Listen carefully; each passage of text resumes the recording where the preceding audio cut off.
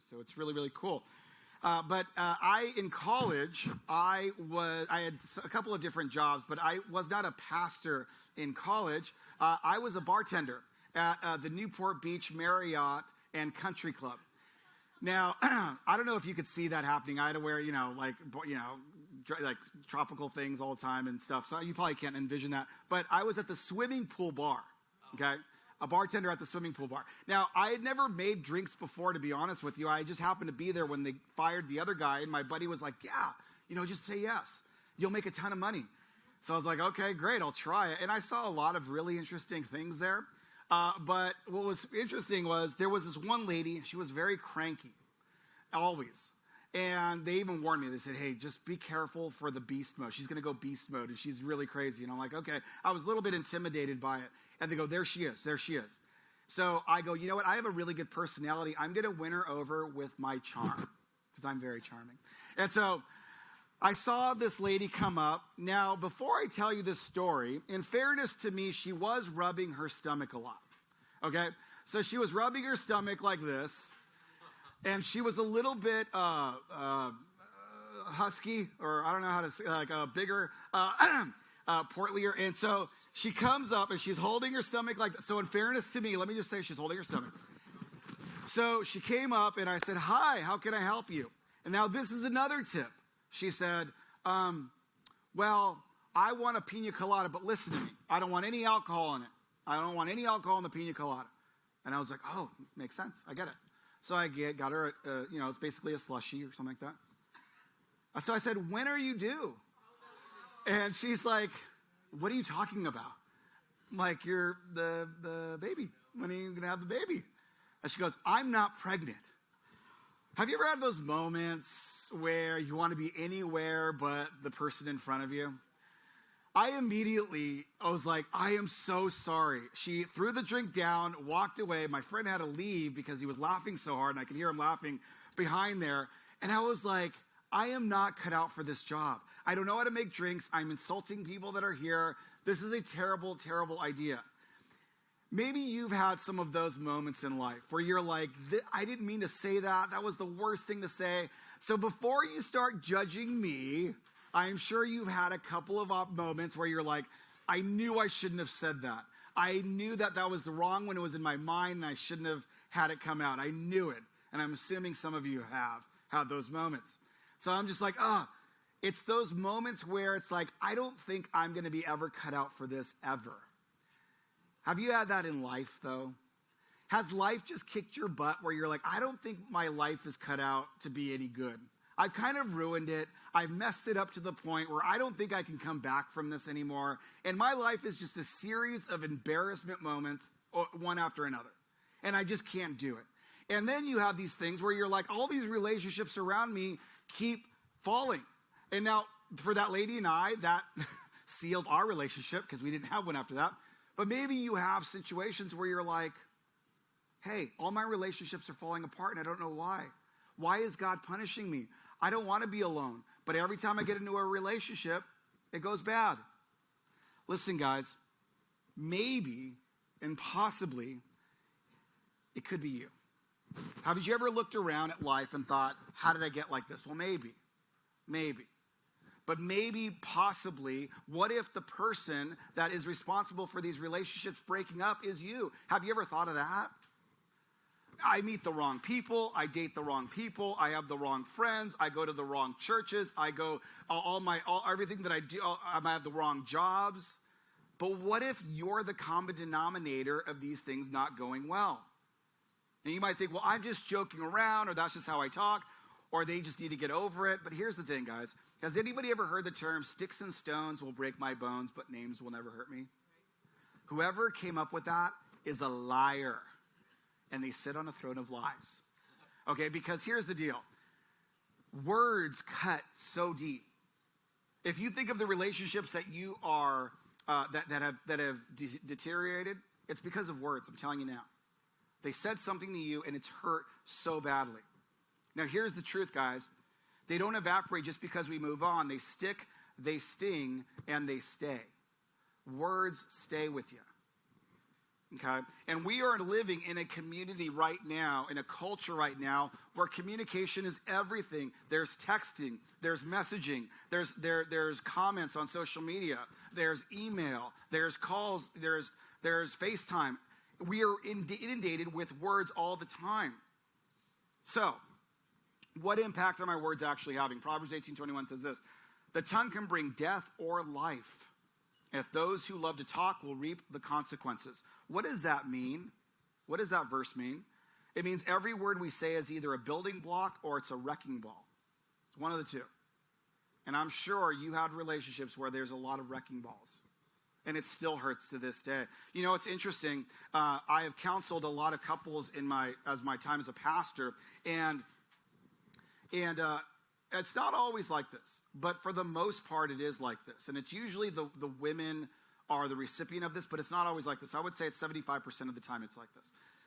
And I've seen the men, like literally, I was in a counseling session one time with a couple, and the man literally said, "Shut up, I'm talking," to her. And then she quieted down. I was like, I was kind of shocked, but I was expecting her to say something, and she just kind of, he's like, "Didn't I tell you that when I'm talking, you're not supposed to be talking? We talked about this before." And I asked the guy to leave because I was going to say some non-pastoral things to him. I was very frustrated. And I said, I did ask him to leave, and I said to her, I said, "How long has this abuse been going on?" And she goes, No, there is no abuse. There's no abuse. He has never laid a finger on me. What? Yeah, he's never laid a finger on me. There's no abuse. The idea that words cannot be abusive is moronic. They absolutely can. They absolutely can, and they cut very, very deeply. James saw this struggle in people, and he says this in James 3:3. We can make a large horse go wherever we want by means of a small bit in its mouth. And a small rudder can make a huge ship's turn wherever the pilot chooses to go, even though the winds are strong. In the same way, the tongue is a small thing that makes grand speeches, but a tiny spark can set a forest on fire. What he's saying is this little rubber thing in a horse's mouth can make a 1,000-pound horse turn around, go wherever it wants. A little rudder can make a huge ship go wherever it wants. A tiny spark could create a forest fire. And that's what he's trying to say. Your words have impact. Again, I'm going to say this again. If you were to close your eyes and think of some of the worst pain you've ever felt, I promise you right now, you will associate it with people that have hurt you with their words. I promise you. Because something they said has impacted your life, even to this day. James 5:6 says this: in the same way, the tongue is a small thing that makes grand speeches, but a tiny spark could make a great forest. We just read that. And he goes on to say this: and among all the parts of the body, the tongue is a flame of fire. It is a whole world of wickedness, corrupting your entire body. It could set your whole life on fire, for it is on fire by hell itself. In other words, your words are fire, and if you're not careful, you'll burn down the very thing you're trying to build. And in most cases, guys, it's caused by fear. The reason why we react with such strong words is because we're scared. We're scared of losing authority. We're scared of losing our power. We're scared of losing a person.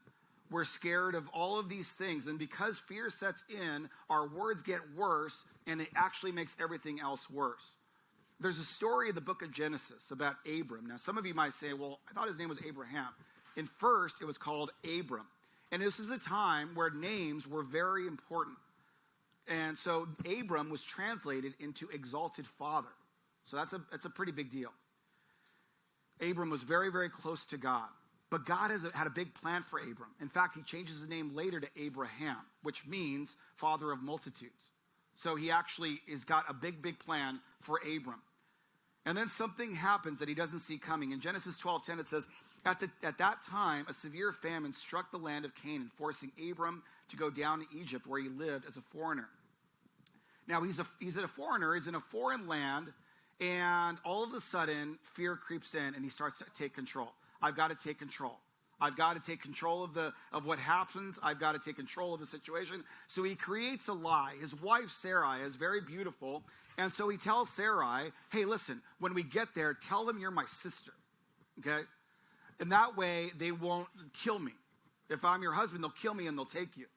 This sounds like a great plan in his mind, but he's operating off of fear and not faith.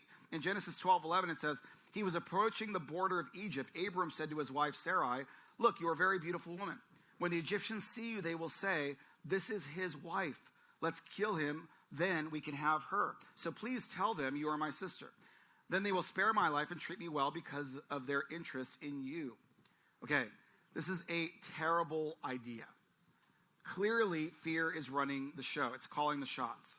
And Abram is using his words to reshape the truth, and it doesn't go well. Genesis 12:14 says, and sure enough, when Abram arrived in Egypt, everyone noticed Sarai's beauty.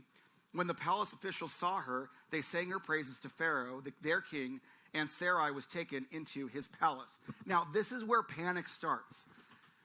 This idea of just tell them that you're my sister isn't going well because now she is in with the Pharaoh. They're gone. If you're Abram, you're panicking at this moment. Now, I have a very beautiful wife. Her name is Melanie. Okay?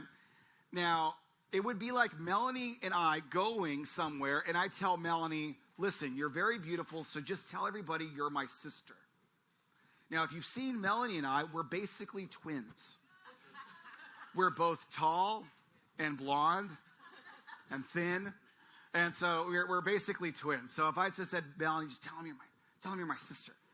But I would be panicking if they go, oh, well, your sister's really beautiful. We're going to take her away now.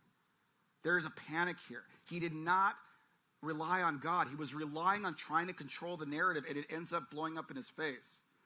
Now, what if he just trusted God to take over instead of allowing fear to take over the situation? You see, guys, fear convinces us to say what feels safe, but it creates situations that are anything but. So when you're actually basing your decisions on fear, you're actually causing a bigger problem for you. Okay? Genesis 12:18 says, so Pharaoh summoned Abram and accused him sharply. What have you done to me? He demanded. Why didn't you just tell me she was your wife? Isn't honestly that the response when we let fear take over? It's like, why didn't you just tell me the truth? I wouldn't have been, we would have figured it out. But he tried to take control of the situation. You see, guys, fear-driven words create freedom-less lives. Again, when you're driven by fear, it's actually controlling you.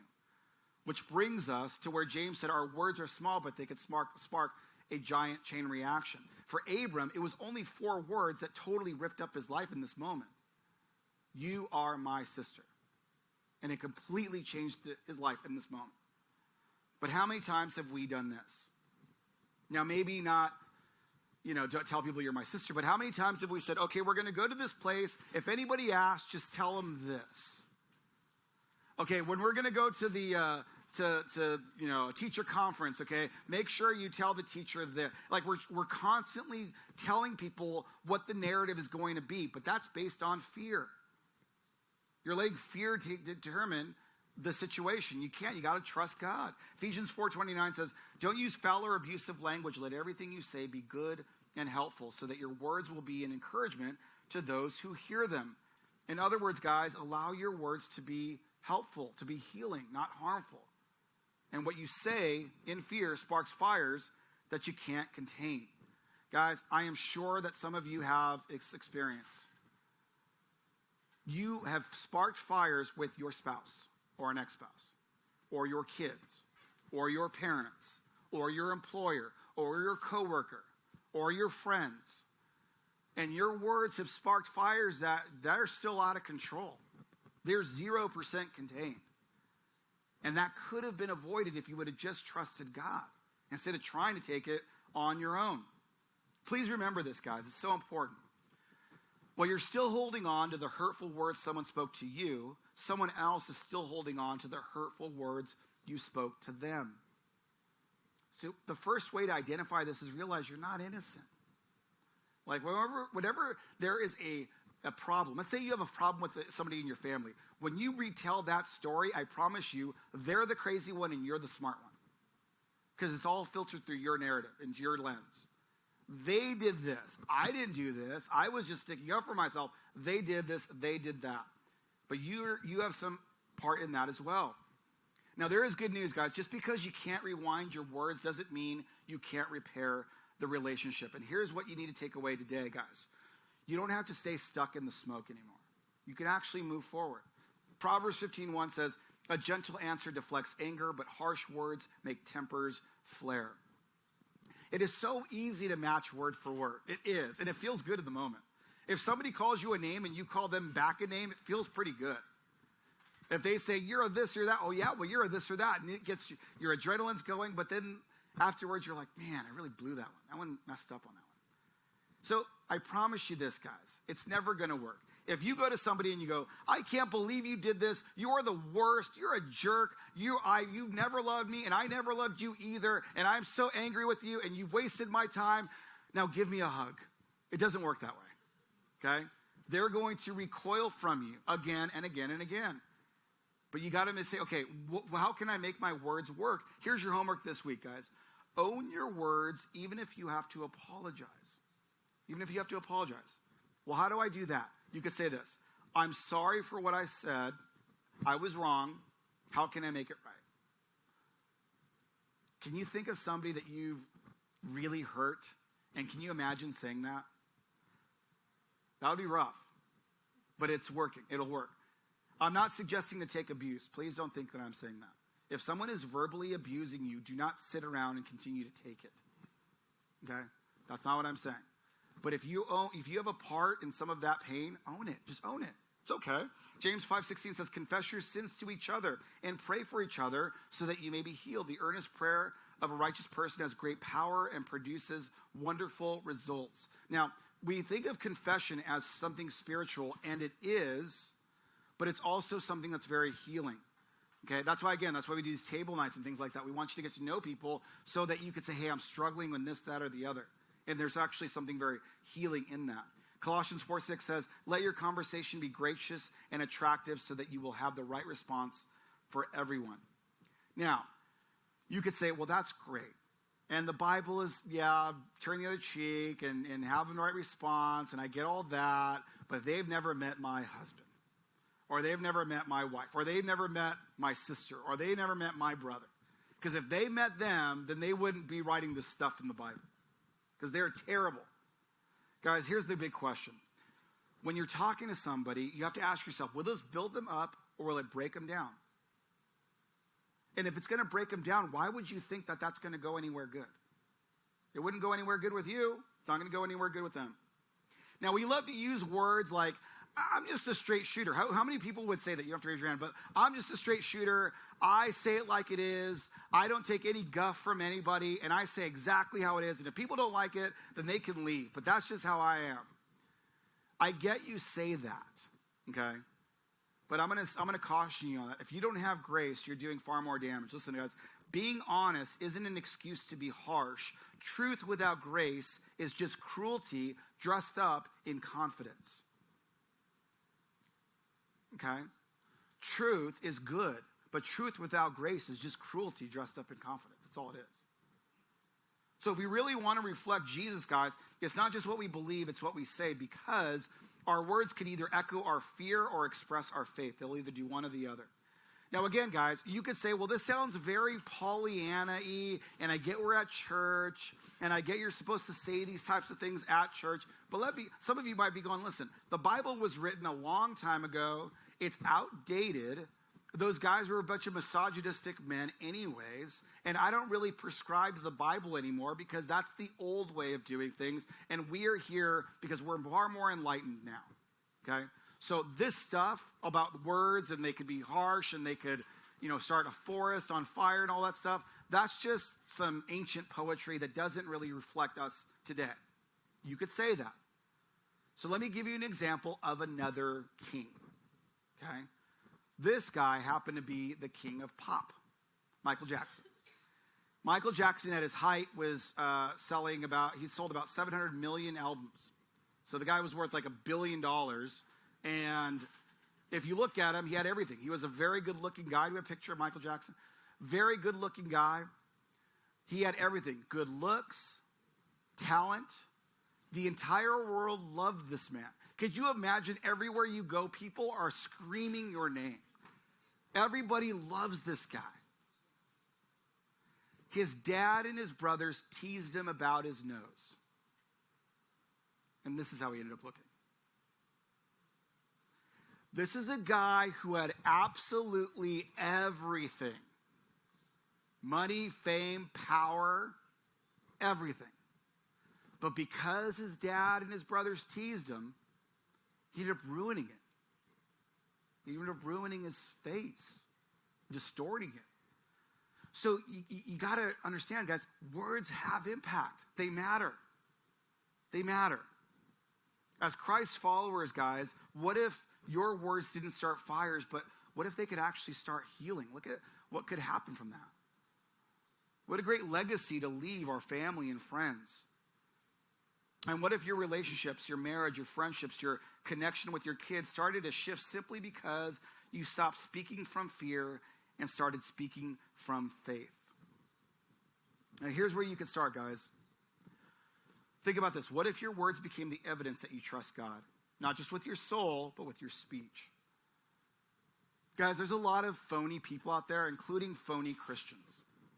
And they can tell you everything in the Bible. They will tell you the Bible up, down, sideways. They have everything memorized. They're geniuses when it comes to the Bible. But they don't speak very kindly, so who cares how much they know?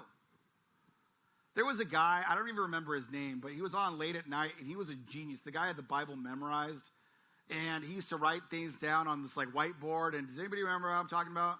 He's an older guy, and he was on like channel 12 or something. This guy was a genius. He had the Bible memorized, but he was always screaming at everybody.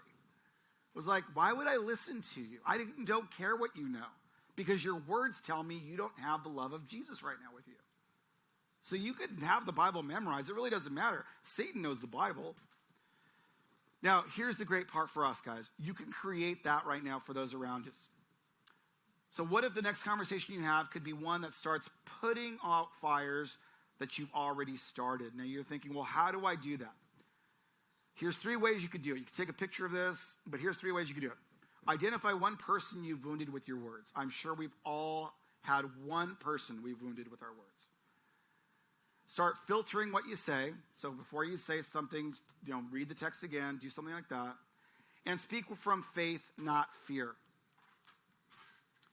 Guys, when we read some of these verses, a kind word is like sweet honey. We read this stuff. We think we probably have a lot of things that filter in our mind. But think about this for a second. If you grew up in a healthy family where everybody supported each other, congratulations. That's awesome. God bless you. But some of you didn't. Some of you, I'm willing to guess, had parents that yelled a lot, that screamed a lot, that put you down, that made you feel insecure. And you grew up and that you're still carrying around that baggage. You're still carrying around those insecurities. You're still carrying around all that stuff that was said about you. I would honestly say break the cycle. You don't have to keep that going. You could change it. And you don't have to have a whole lot to do it. Guys, I'm a pastor today. And I love what I get to do. I've told you before, I want to pastor a church where I get to know the people, that I'm in life with you, that I'm not just telling you what to do, that I have the accountability right now. Melanie watches every sermon. If I'm lying to you, she will call me out on it, I promise you. I love that we get to be part of being real and honest with each other, of what's going on, and how we could build each other up. And I love doing that. I love being able to build you up. And it's one of my spiritual gifts is of encouragement. I love encouraging people. It's one of the things I love to do, and I love doing it as a pastor. But to be honest with you guys, being a pastor was never on my radar ever. I hated church. Church was a place that you had to go wear itchy, uncomfortable clothes. And it smelled funny. And it took forever. And the pastor kept yelling at me. And I hated it. I hated everything about it. I love Jesus, but his church I had a problem with. Guys, in the middle of all of that, my aunt, Mark's mom, never had a license. And at the time she told me this, was stricken with cancer, and it was in her bones, and she couldn't walk. So before you say, I don't have a lot of followers on social media, or I don't really know a lot of people. There is no excuses with this. Because in the middle of all of that, my aunt looked at me in the eyes and told me I was going to be a pastor. In the middle of all of that. I was like, I don't think you understand. I don't like church. And I think that you're supposed to like church to be a pastor. I don't know everything, but I'm pretty sure that's a big thing. She spoke those words into my life, and it sparked a tiny spark that turned into a forest fire. Okay? And many of you know, she had passed away before she met her grandchildren. I was the pastor that baptized all 3 of her grandchildren. That spark. That's what words can do. I would just plead with you before we close. Whose testimony will you be part of? Guys, we'll only go around this once. We get one crack at life. It is extraordinarily precious. Guys, I know that we have people in here that have seen a lot of tragedy. I know we have people in here that have been hurt. I know we have people in here that are struggling even right now.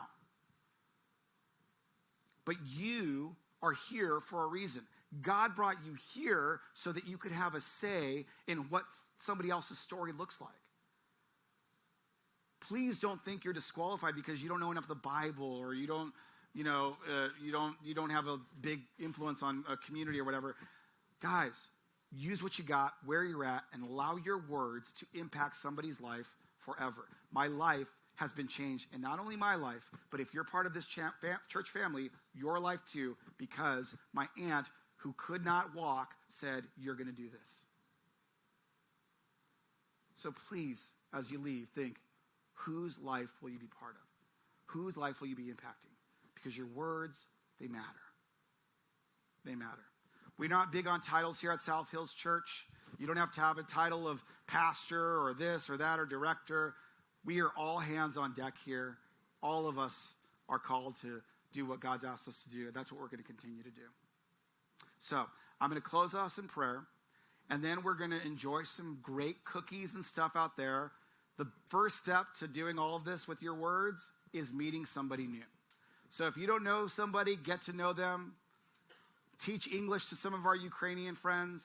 Our Ukrainian friends teach us some Ukrainian. And let's enjoy what God has blessed us with today.